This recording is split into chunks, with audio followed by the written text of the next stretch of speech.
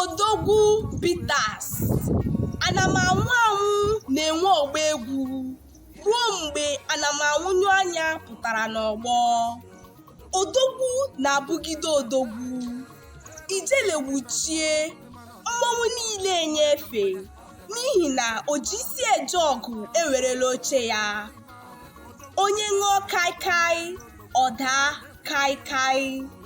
Onye kpụrụtụ akpụrụ achịa, ọ jahetu eze ya. Mana onye detu Odogwu Bitters ire, ahụ eme ya jigijigi n'ihi na ihe Odogwu ji eme ire bi ya n'ime.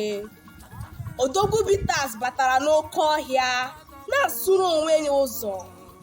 Odogwu Bitters bụ mmanya obi na-eme ka obi sie ike, asa anya, ahụ ndị mmụọ.